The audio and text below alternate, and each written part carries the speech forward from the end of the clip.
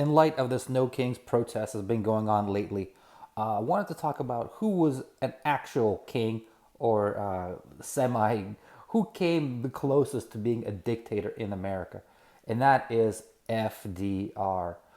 Yeah, there was like World War II and the Great Depression. There's a bunch of quote unquote emergencies that gave him, uh, people thought that you needed like swift government action. So, but then he rode in on this wave, like this populist wave. So he had a bunch of senators that went along with him, basically just rubber stamped his legislation.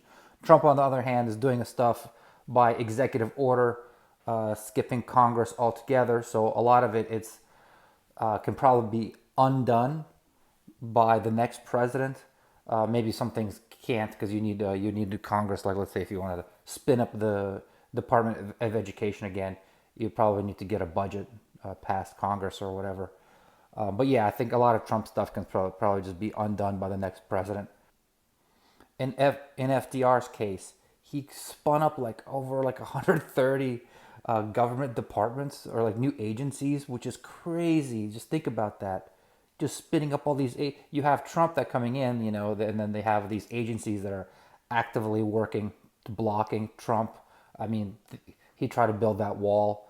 That money got stuck in legislation and courts for 3 years. Anything he does basically gets jammed up in a legal court, as opposed to, well, there was less red tape back in the day.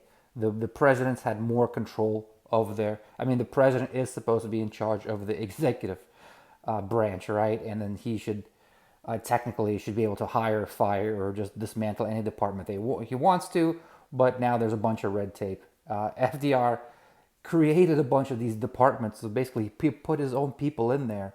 So could you imagine if FDR wanted to build a wall or just do anything as simple like that? I mean, it would be done the next day. Even though the left hates Trump and want to like block him at every point with any kind of like legal maneuvering or all these like procedures and stuff like that, stop him from being able to fire or rearrange departments.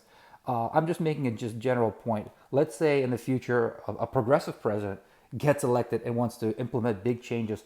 Well, they're going to be stymied as well with all this bureaucracy, just like California right now, having trouble building their bullet train. The actual construction of that thing is the easy part. The hardest part is actually doing all the paperwork, all the environmental reviews. So yeah, it's like a double-edged sword, cuts both ways.